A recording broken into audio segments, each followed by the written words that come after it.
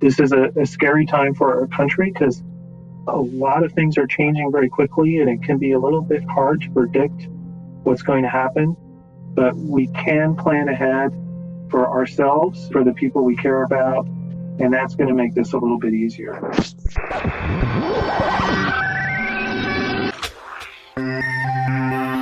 Hello and welcome to another episode of Connecting ALS. I am one of your hosts, Mike Stevenson in St. Paul, Minnesota. I'm joined by my friend and colleague in North Carolina, Jeremy Holden.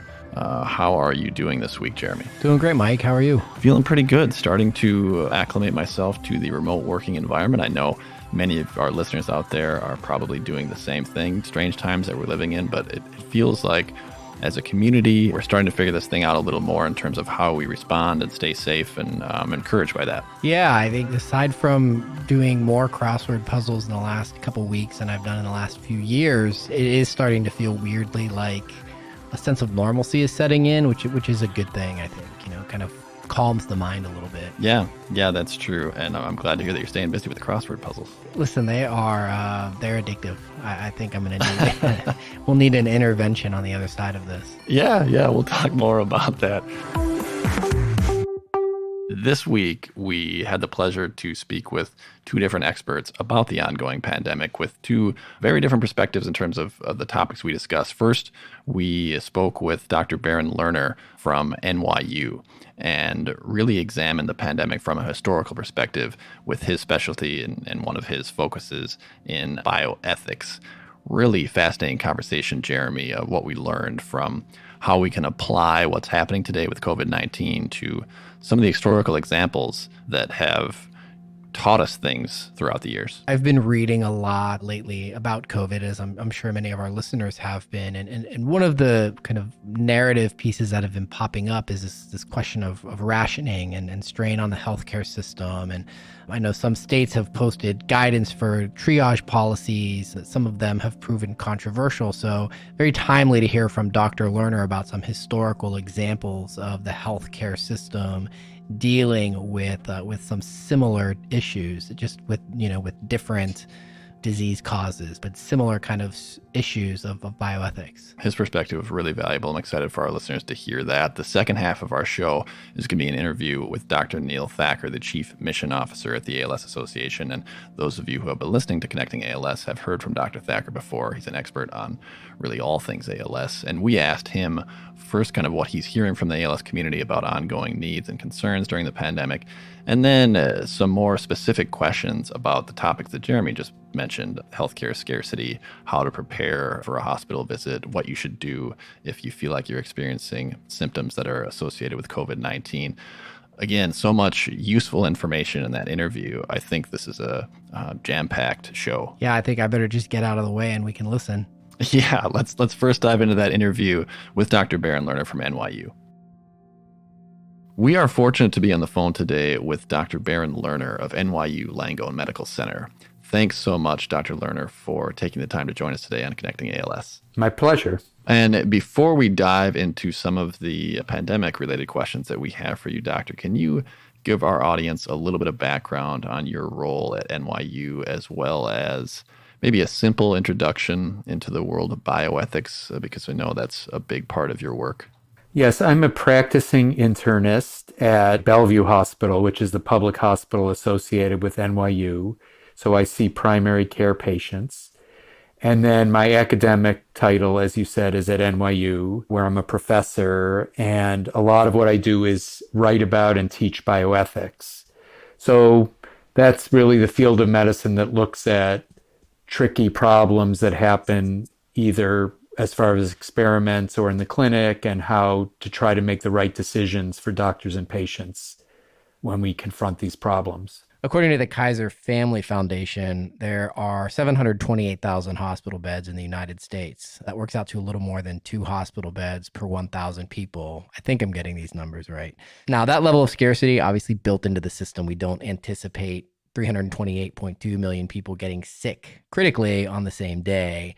Now, obviously, the COVID-19 pandemic, we're starting to see some real strain on those finite resources. So what are the ethical questions that come into play in that environment? Well, one thing we would say at the start is that most health practitioners, doctors, and nurses are always advocating for their patients first and foremost. So when someone's in the hospital and they're sick and there are resources available, we push as hard as we can to try to get our patients what they need. What makes this situation different is there's the potential for there not being enough resources.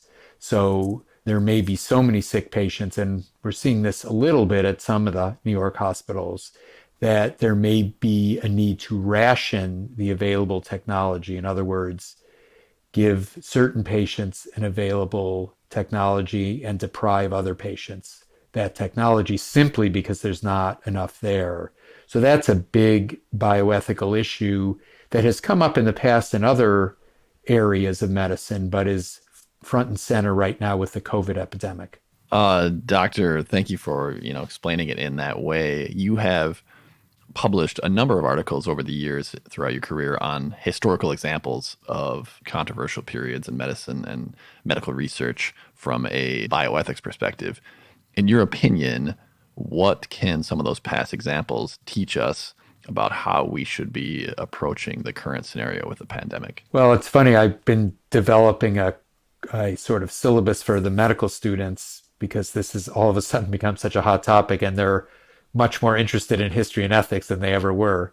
Two of the examples that I've been using historically in teaching them, one was a famous incident in Seattle in the early 1960s where they had just invented a way to give kidney patients with kidney failure hemodialysis for the first time. And now that's routine for people whose kidneys are failing. You put them on a dialysis machine, but there were only a small number of dialysis machines in Seattle.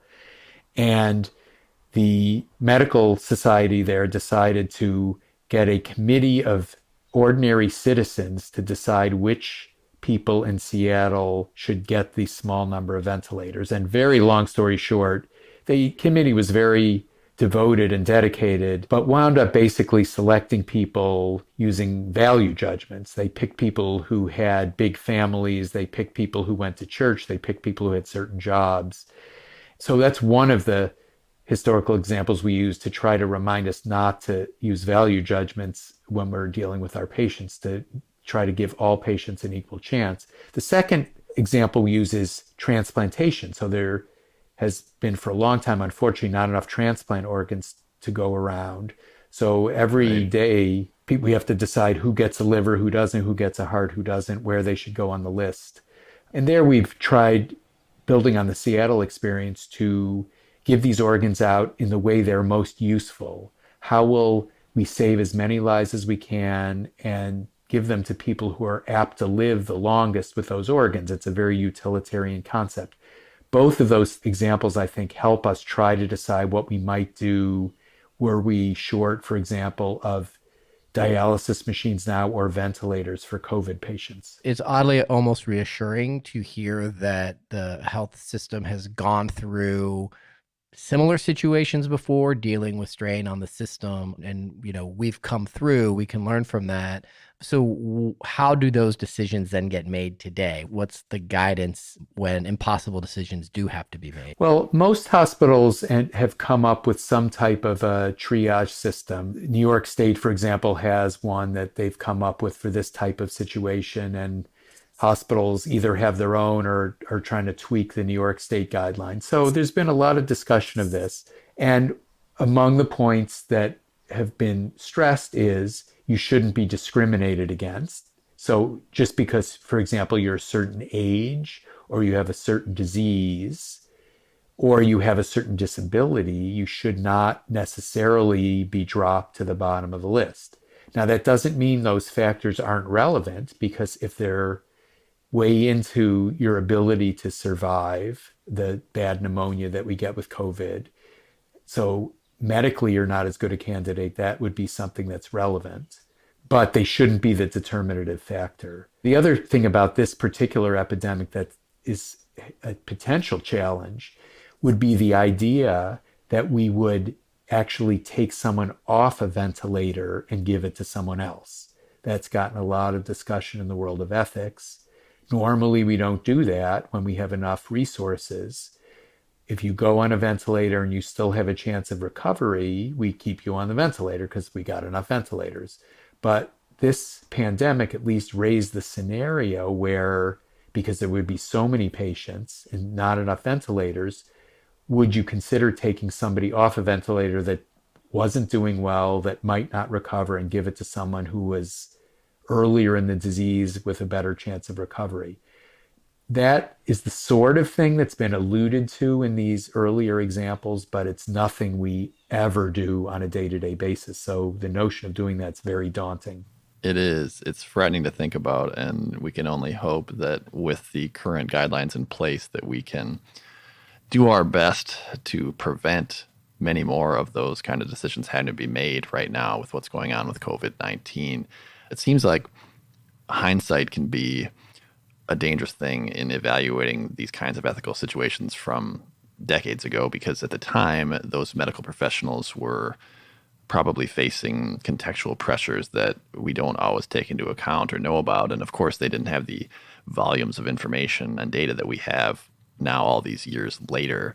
How do you kind of explain that to your students, whether you're applying it to what's going on with the pandemic or just in general? Yeah, that's a big topic. Any historian trying to teach history makes that point very clearly.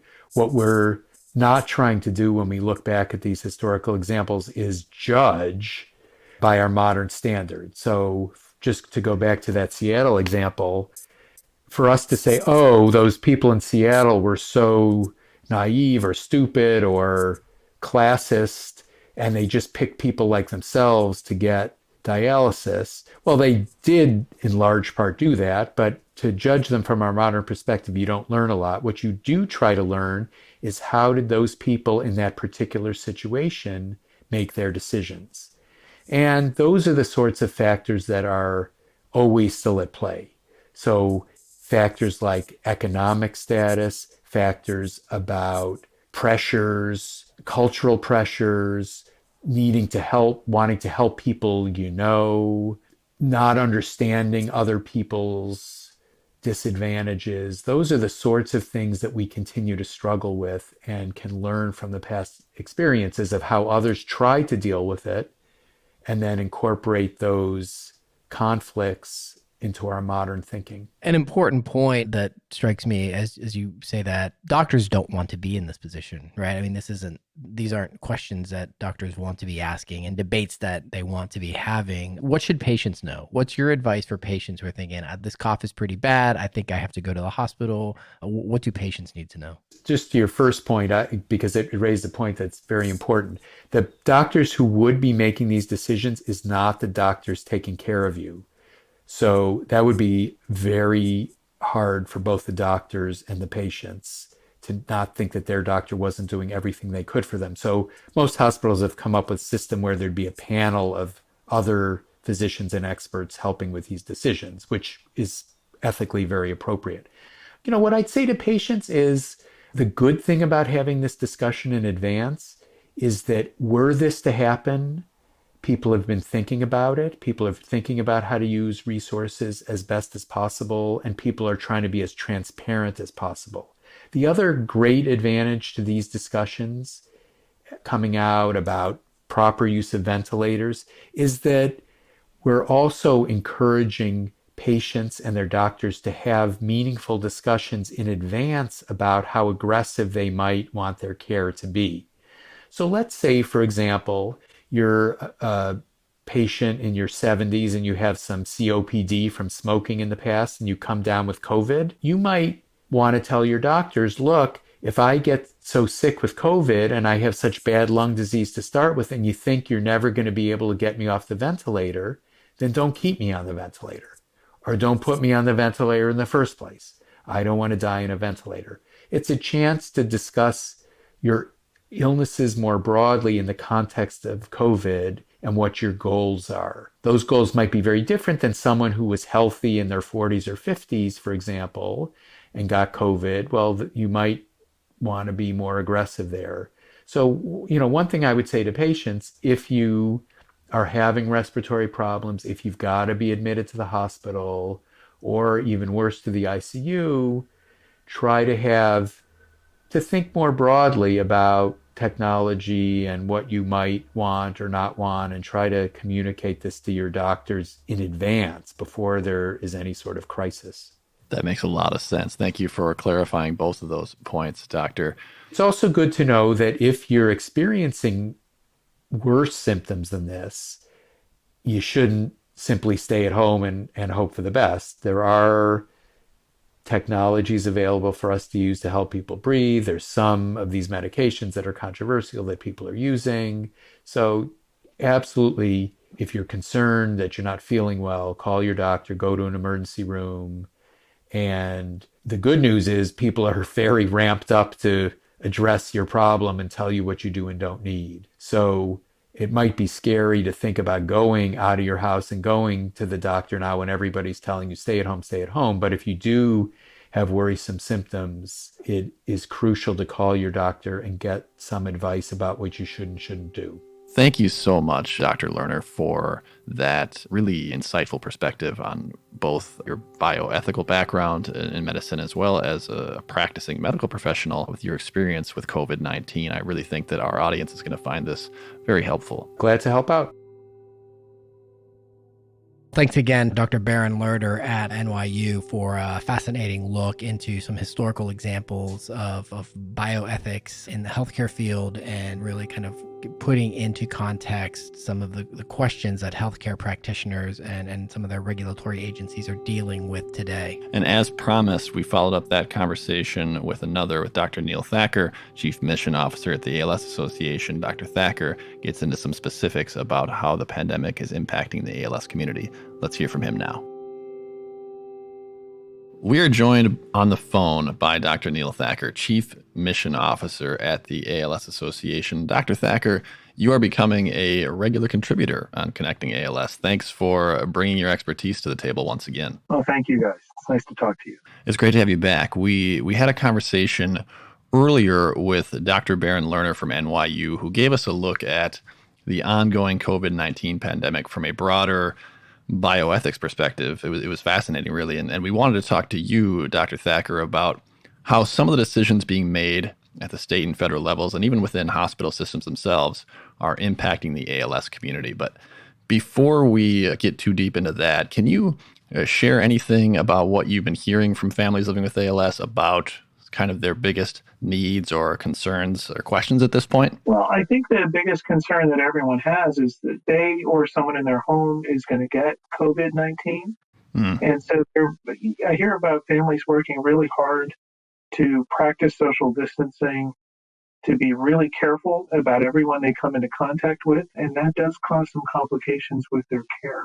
Sometimes people are worried about family coming to visit or care workers coming to visit, and I think those are all really smart things to be concerned about. Mm-hmm. And so I'm hearing some really nice stories about people engaging over media through, online and video chat.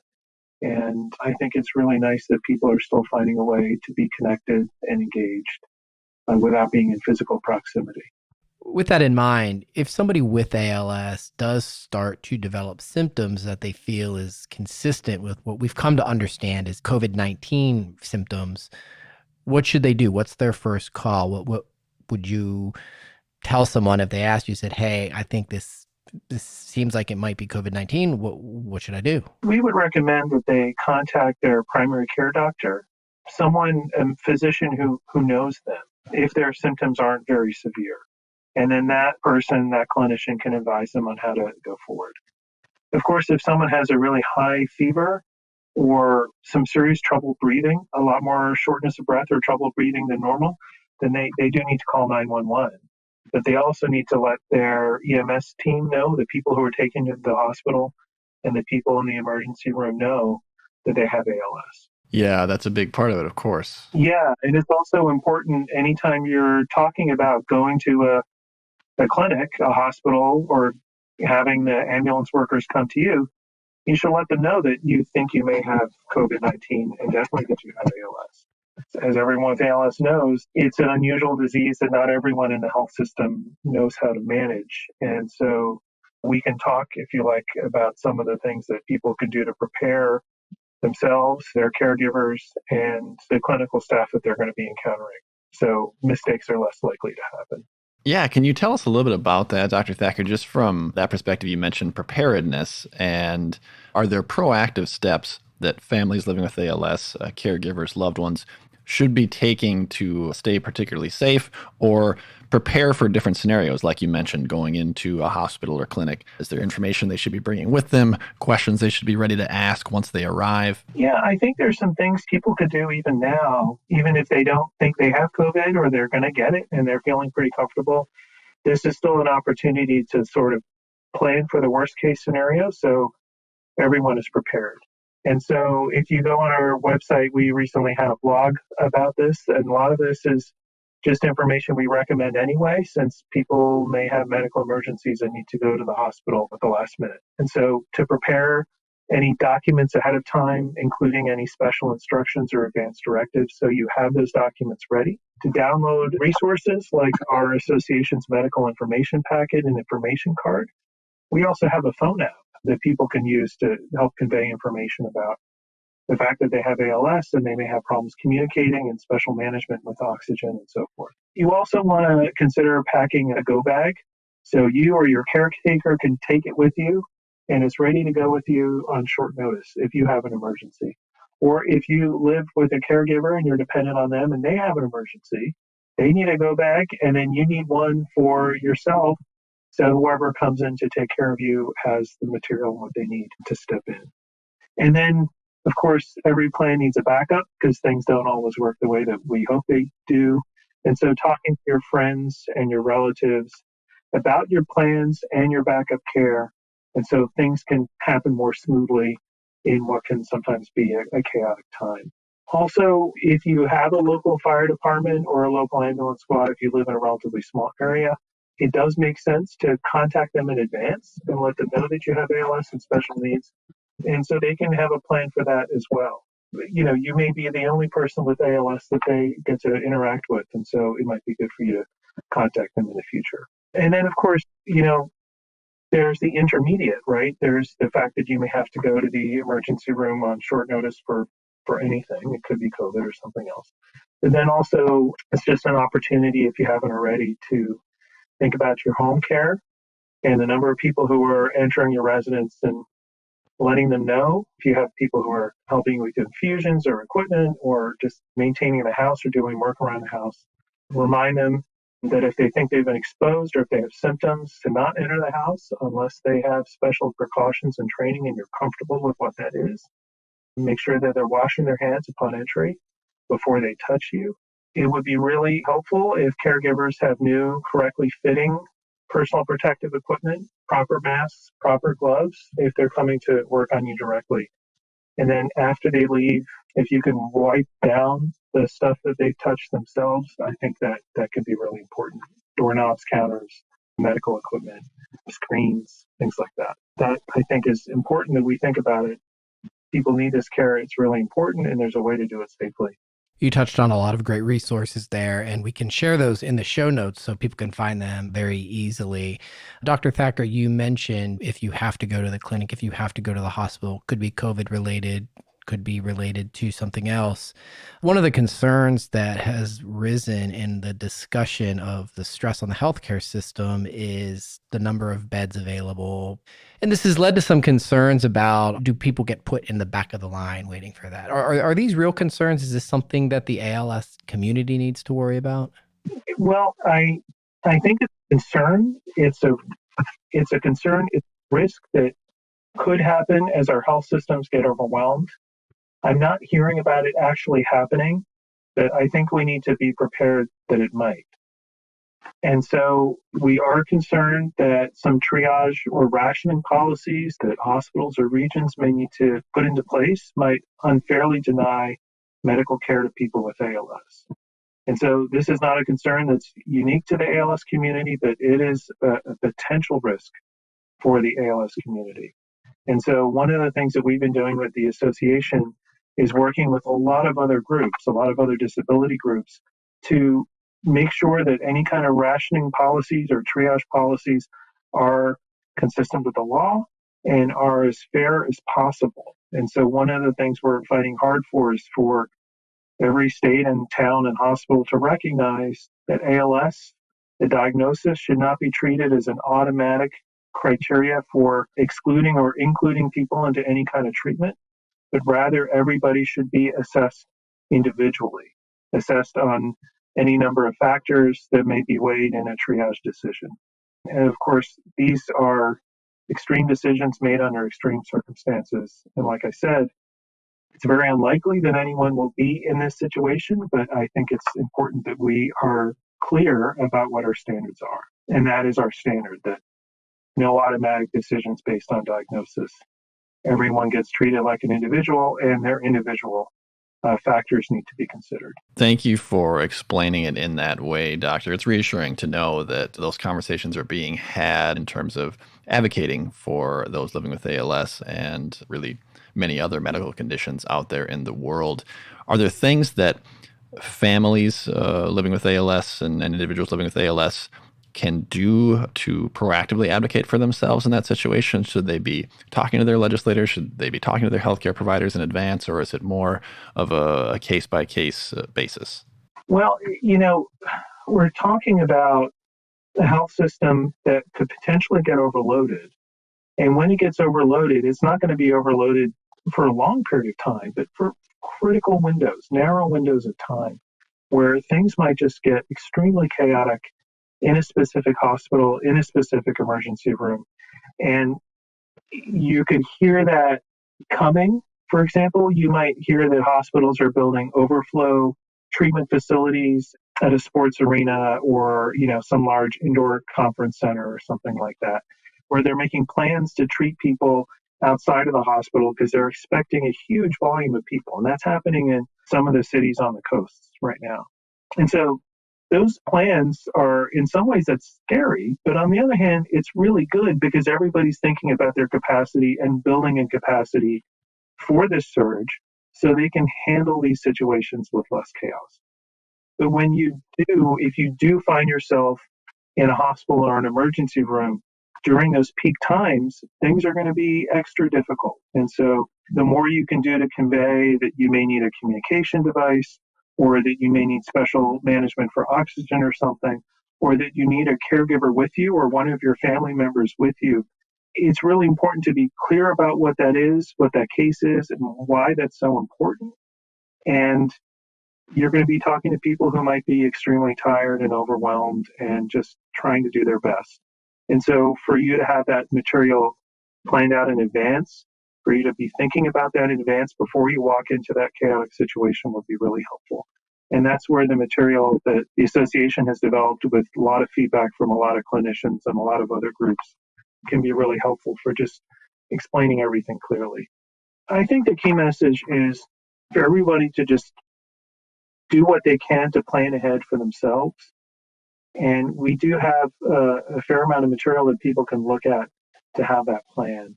This is a scary time for our country because a lot of things are changing very quickly and it can be a little bit hard to predict what's going to happen, but we can plan ahead for ourselves, for the people we care about, and that's going to make this a little bit easier. We certainly can control our risk, and everything I'm hearing about the ALS community is we're doing a lot to reduce our risk, and I also think we can do a lot to plan to help any hospital stay or emergency medical crisis to be handled better. And we're trying to support that with the information out on our website.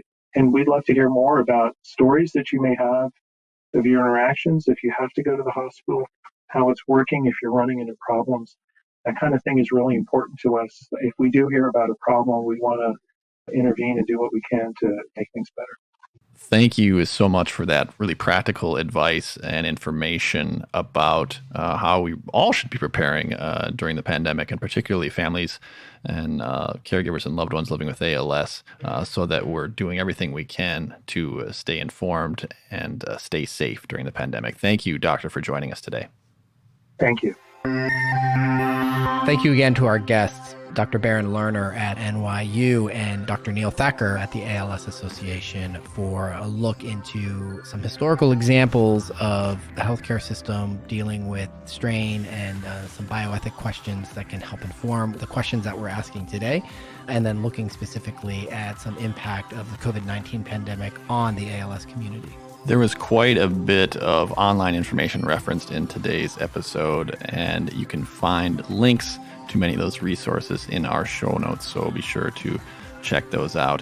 And if you have questions or feedback on today's show, you can find Connecting ALS on Facebook and Twitter and submit those questions and feedback to us, and we'll get back to you as soon as we can.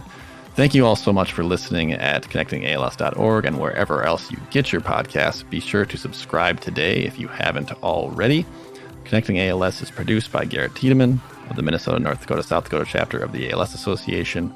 Thank you all for listening. We will connect with you again soon.